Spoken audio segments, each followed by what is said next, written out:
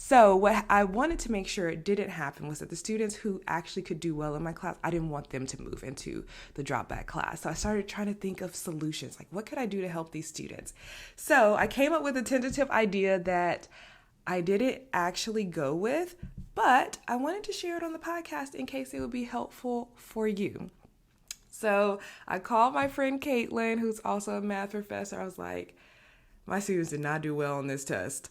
I think the average was like a 58 or something like that for that first class. I had yet to grade my second class, so I didn't know that additional information. I was like, this has never happened to me. My averages are in the 80s usually.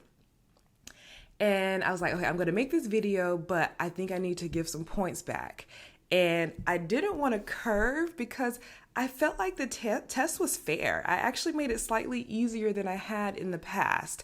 And so I just didn't think it would be accurate to curve the test. So what I wanted to do was those 4 misconceptions that I noticed the students were having, I identified the problems where those questions, where those misconceptions came up. And I was like, okay, well, what if I created a supplemental test that only had like 4 or 5 questions that mapped back perfectly to the misconceptions they were having, and give them that supplemental test on a different day, and they can earn up to 10 points back on the test. So maybe it's 5 questions. Each question is 2 points each. If you get it perfectly correct, you get 2 points per question back onto your test grade. That way, that student who made it 89, they have the possibility of making a 99. I was like, that feels fair.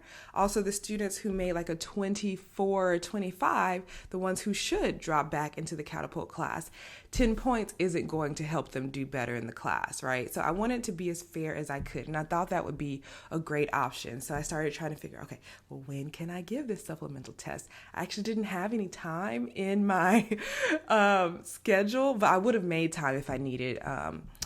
I assume since most of my students take my class at 9 a.m., they probably didn't have an 8 a.m.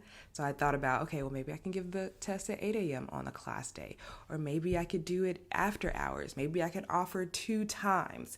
So I was really ready to go above and beyond for my students because I really did not want to discourage them. I really wanted them to still feel confident, like they were learning. Another thing to note about this group of students that, especially in this class, something that I've noticed is they did come in to my class with not as strong of a background as the students I've had in previous years. And I think this group of students started high school during the pandemic. And so it makes sense that they would have this gap in knowledge, but they are catching up. Like, I feel really good about their progress. Like, they can do math now, and I'm so proud of them. Okay, so I have this idea in my mind. I was like, okay, I'm going to make this video. I'm going to create this supplemental test. I'm going to help them. Then I started grading my second class, and I'm like, oh, they aren't making these same mistakes. It's actually looking pretty good.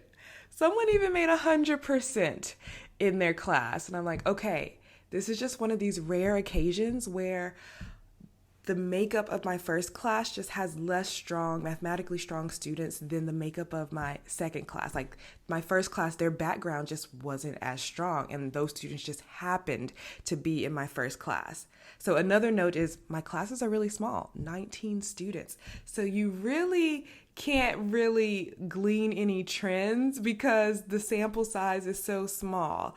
Because of this small class size initiative, we have 60 to 70 sections of pre-calculus every semester. So it's just random who is in your class and what the background of the students are in that class.